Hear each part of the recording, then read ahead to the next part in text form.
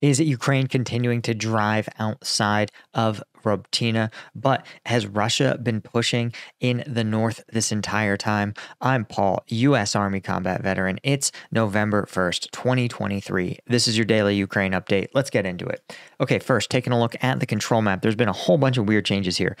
Starting from the north, we have the Oskil River. You can see that the mappers, I think, are reflecting something that's been a reality on the ground for a while that we've all sort of assumed is that this line of control here actually reflects Russian forces holding the Oskil River.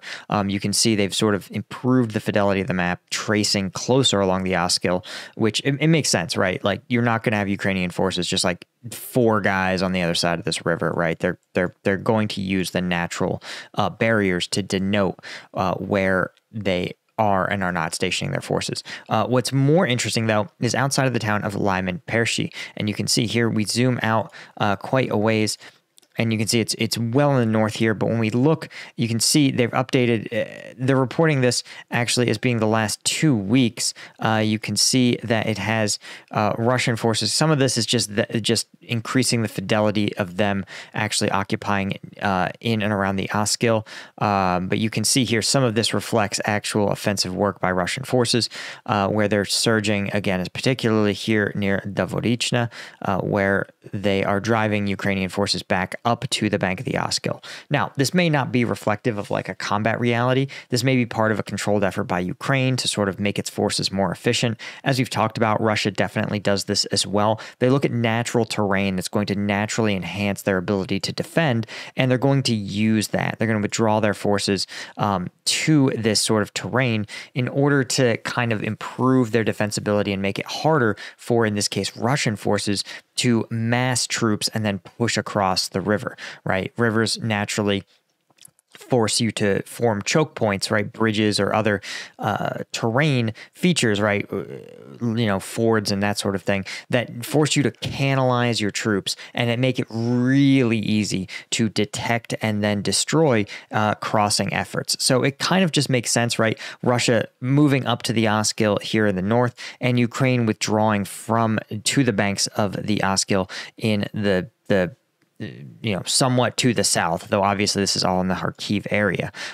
When we look over, of course, at Robotyne, you can see that Ukrainian forces, again, seizing some territory that was previously listed as contested. It's not really tactically that significant.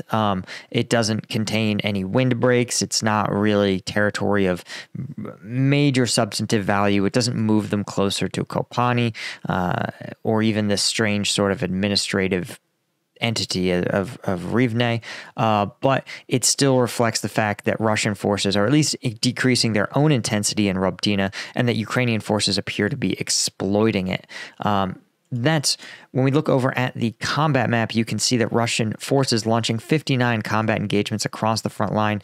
This, of course, includes some work in and around the Oskil River, as we talked about. It also includes, of course, a lot of the fighting in the north here, but just sort of fixing operations. Again, as we talked about, I really think the best way to view this sort of stuff, and you can see how the mapping here doesn't really track the Oskil very well at all. I think this is just reflective of the fact that this whole northern region is light on fighting. It's light on contested regions, light on troops, and so you get these sort of big bounds back and forth, but they don't reflect really like substantial gains in reality. Again, you see Russian forces pushing in and around Lyman Pershi here, and you can see this has them basically at the Oskil already, again with large portions of the river listed as contested. So looking to the south, you can see again very standard stuff. Russian forces launching fixing operations in Bakhmut, continuing to push in and around Avdiivka, as well as near Volodar and south near Donetsk city, and of course one counterattack operation in and around Robotyne. So all in all, again, a sort of mixed bag of results in the last 24 hours. I'm a little salty about the mapping software that waited 2 weeks to update to tell us about the changes in Lyman Pershi, but what can you do?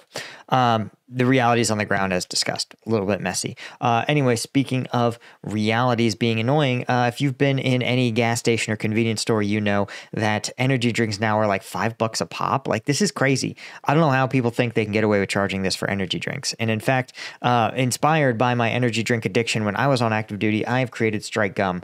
This is, of course, an energy drink in every single piece. I worked with a manufacturer in Denver, Colorado, USA, to manufacture Strike Gum. This is great for a bunch of reasons. Unlike an energy drink, of course, it has no carbonation. It also has no sugar and just 5 calories per piece. But each piece has 90 milligrams of caffeine and 100 milligrams of alpha GPC. So if you're looking for an affordable energy drink alternative, Strike Gum is the way to go. Check us out at strikegum.com. Best of all, first, we have a sale on the trays. So if you want a way more affordable energy drink alternative, each piece works out to like 68 cents or something like that. The tray is 75 pieces.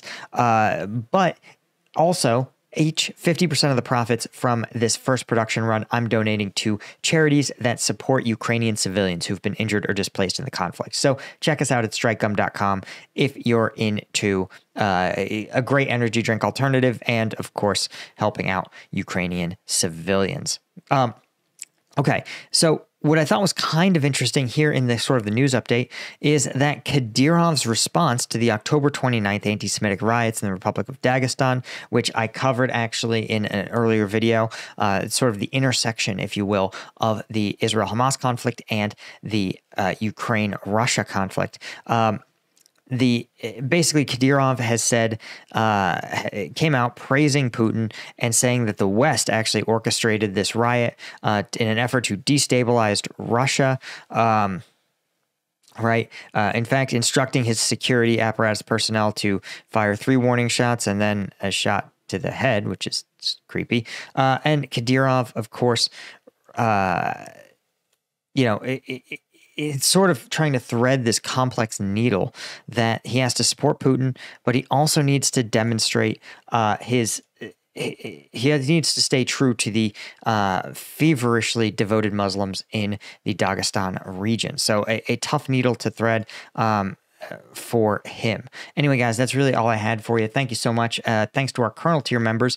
Thanks to our Lieutenant tier members at combatvetnews.com. And thanks to all the members at combatvetnews.com. I couldn't do this without you guys. Hit like and subscribe, and I'll see you in the next one. Cheers.